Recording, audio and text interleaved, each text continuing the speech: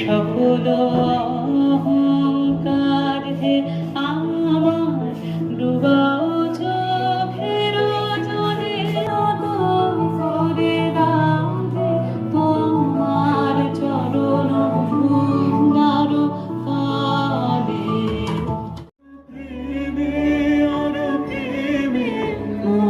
আমি ডুবে যাচ্ছি সুধা।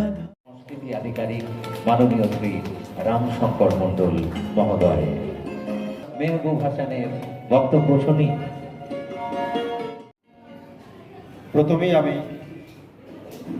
আভূমি প্রণাম জানাই আমার সমস্ত অতিথি এবং অভিভাবক অভিভাবিকাদের।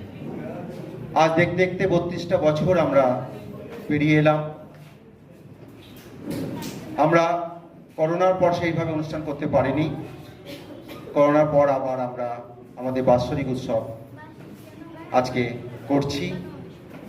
আমি কৃতজ্ঞ প্রথমেই আমার প্রিয় school Bardhaman municipal high school এবং তার বর্তমান কর্ণধার ভারপ্রাপ্ত প্রধান শিক্ষক মহাশয়া অর্ণব চক্রবর্তীর কাছে সবসময় সাহায্যের হাত যিনি বাড়িয়ে দেন। আজকে আমরা এই সুন্দর একটি মঞ্চে অনুষ্ঠান করছি। আমরা জানেন মঞ্চের নামকরণ করছি আমরা রমাপতি হাজরা, আমাদের প্রিয় রমাপতি কাকুর কাছে। তিনি আমাদের ছেড়ে চলে গেছেন। আজকে যে সমস্ত অতিথিরা মঞ্চে আছেন কল্লোল সকলে পরিচয় করিয়ে দিয়েছেন, আমি আলাদা করে আর কোনো পরিচয় দিচ্ছি না।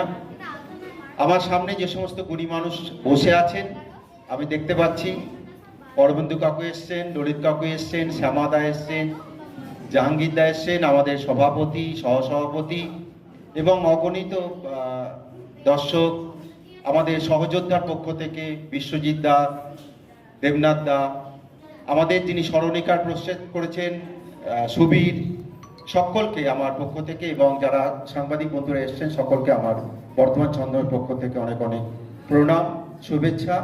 আমরা অনুষ্ঠান আর দীর্ঘায়িত করব না এবং আমাদের আজকের যিনি সম্বর্ধনা যাপন করবেন তিনি আরতি ঘোষ, কিছুক্ষণের পর আমরা তাকে মঞ্চে ডাকবো।